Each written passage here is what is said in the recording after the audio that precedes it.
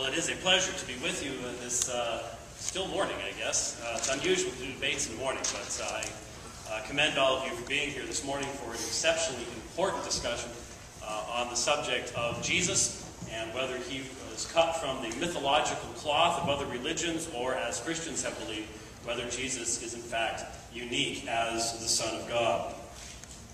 Now, in my opening, I can only respond to what Dan himself has published before. I found it fascinating that almost none of the sources that Dan just used, he used in his book, Godless. So in this first, I will be responding to his published work.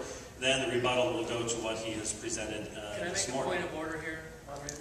We're not debating my book. We're debating the talking to me. I may have changed my mind in the book. I may not have thought it was important. So we are not debating my book. Can I respond to that?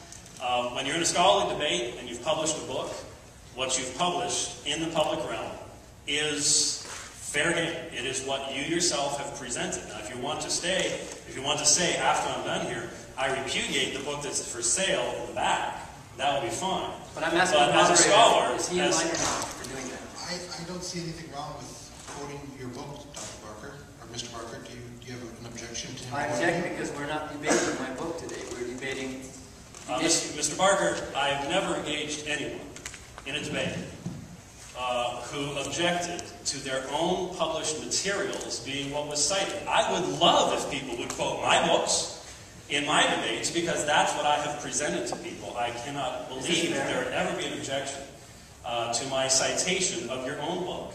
I can't imagine. Did you address this subject in your book? Is there not an entire section on this subject? Yes, but you don't know that I may have changed my mind in the meantime on that, so it's unfair. I may have changed my mind about Mithra, for example. Is your book for sale in the back? Yes, it is. But we're not debating my book tonight. How can we have a debate? Let's debate the issues. Let's not debate my book. Let's debate the issues. I didn't debate your book. Mr. Barker, I have on the screen quotations from you. I'm going to be dealing with the sources that you used and the arguments that you've used. That is the form of scholarly debate. But we are not. I'm sorry, but we are not debating my book tonight, and I think he's out of line. And for the record, I think it's inappropriate. I didn't quote anything you wrote. I stuck to the actual. That's the point. That's the problem. We need to deal with what someone has actually put into the public realm. Your book is for sale.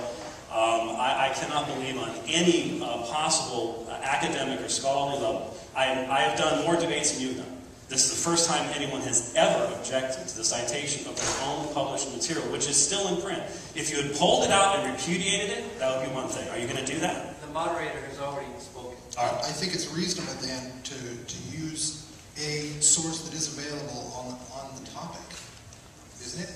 In your mind? If there's something out there, whether it's quality or not. This is a presentation that I've put together, and Dan has given his objection to quoting him. I'm sorry, but I do not see how you can have a meaningful dialogue on this subject if what the person himself has put into the public realm is not available. I would just like to say, before I begin my time again and my presentation, that I would be honored if people would quote my books, especially when I address the specific topic of the debate. That shows that you have done your homework in listening to what the other person has to say. And if I put something in print, if I change my mind, I'm going to let people know and I'm going to pull it out of print. So I think that's just simply the way it needs to go. So can I make my presentation now? Okay, thank you very much. All right, we continue on. Dan has written in his book Godless, which is available in the back, so you can check the references.